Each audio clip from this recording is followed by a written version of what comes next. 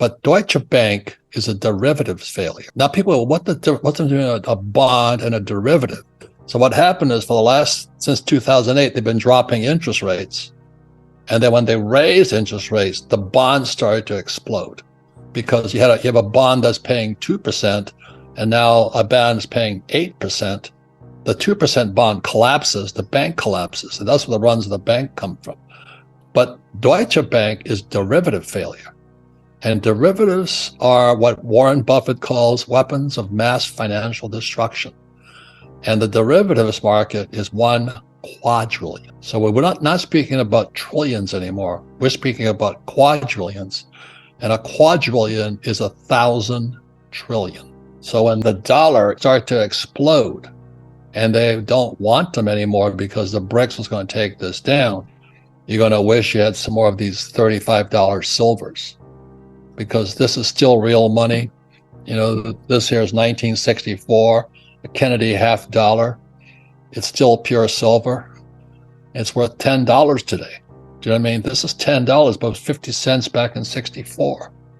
So all of this is coming to a head right now. When you mentioned a quadrillion is 1,000 trillion, a trillion seconds ago was 31,688 years ago. So put that into your mix and try to figure that out. 31,000. So if you made a machine that printed dollar bills every second without stopping to reload paper or change ink, it would take 31,688 years to make 1 trillion. Multiply that times 1,000, the earth wasn't even here. So this is why he calls it weapons of mass destruction. This is exactly why the Federal Reserve quietly, and no one talks about this, everyone talks about Signature Bank, Silicon Valley Bank, UBS bailing out Credit Suisse, but how about the fact that the second largest bank in the world, I believe they're called Swiss Bank Corporation, was given a $20 billion lifeline by the Federal Reserve a few weeks ago. $20 billion.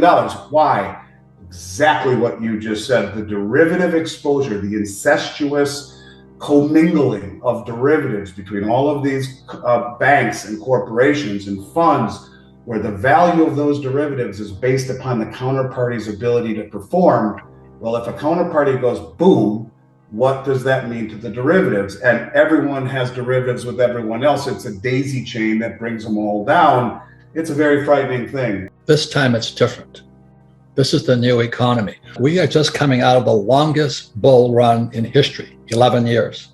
Started in 2011. And at 2011, I made the biggest fortunes of my life, because that was the MBS, mortgage-backed securities, and the CDO crashes, the real estate crashed. And I backed up the truck, and I borrowed $300 million to buy the best real estate all across the Southwest. This is the longest bull market in history. And I look at some of these young kids, you know, and I own some Bitcoin, I own some Ethereum, but they're all saying the same thing. This time it's different, you know, and Bitcoin's crashed.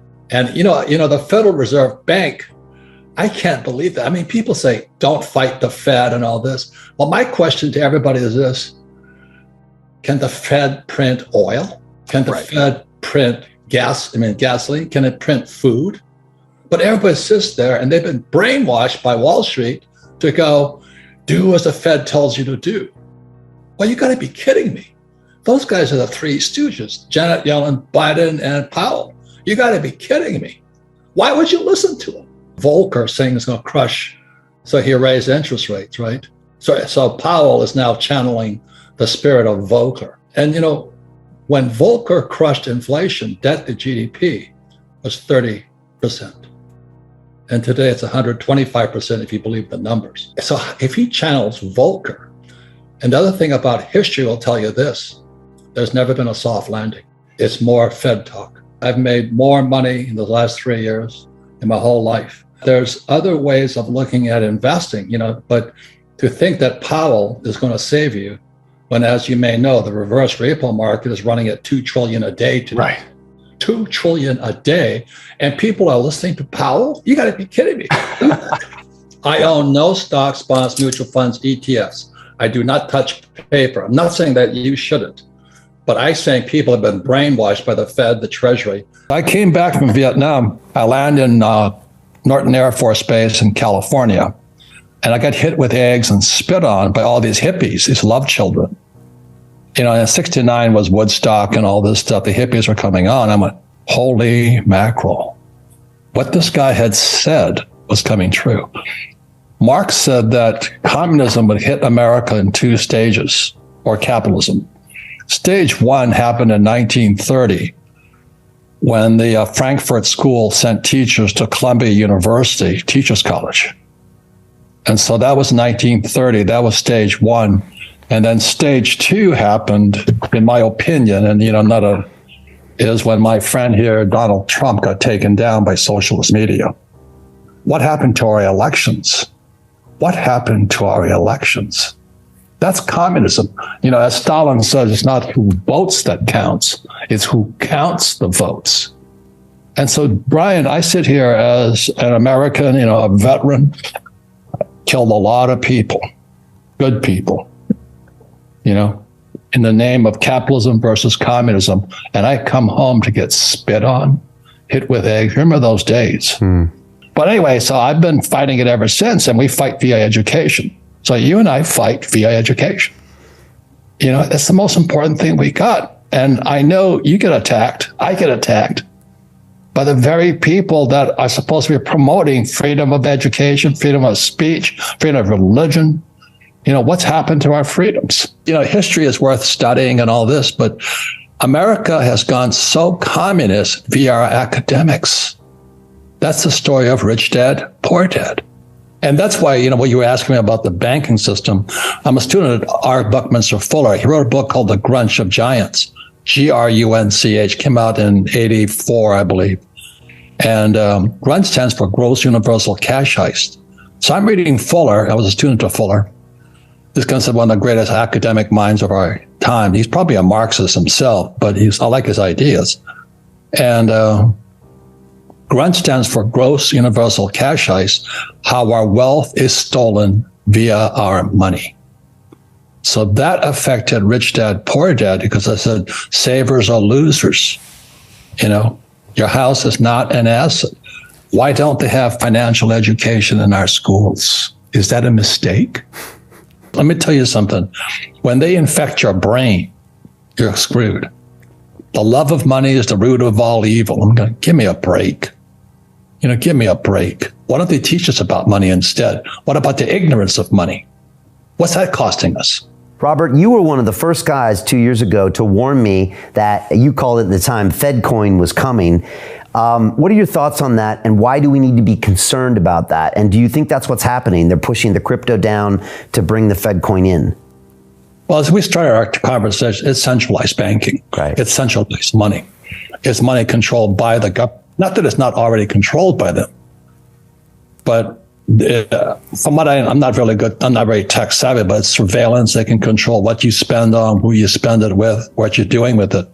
So, for years, and I can say Brian's been on my site for a long time, I've been saying buy silver. I was on Neil Cavuto for years now on Fox. I keep saying buy silver. And the reason for that, this is real money, and this is gold, which is real money. And so it's my self-defense against the Fed coin or crypto or the Chinese yuan, is that I can go anywhere in the world with this little silver dollar here, and I can spend it without being traced. Is that illegal? Well, they may make it illegal, but for right now, I can fly to London, I can fly to Romania, I can fly to China. So I'm doing everything possible to say, not do anything illegal. Please don't do that, because I don't want to go to jail and dance to hula for some guy. I want to get off of any kind of centralized government, centralized banking, and centralized money. That's my objective at this stage of my life. Somebody once said, nobody ever went broke, underestimating the taste of the American public. Nobody ever got stupid trying to elevate human Americans who aren't the brightest guys on earth, who make a lot of money because we're the reserve currency of the world. But those days are coming to an end. The Chinese yuan and the BRICS nation, Russia, Brazil, Russia, India, China, South Africa, and now Saudi Arabia, and then Mexico is going to join the BRICS, and Japan's going to join the BRICS. We're toast. We're toast. The American dollar is gone. America crashes. We become a third world puppet.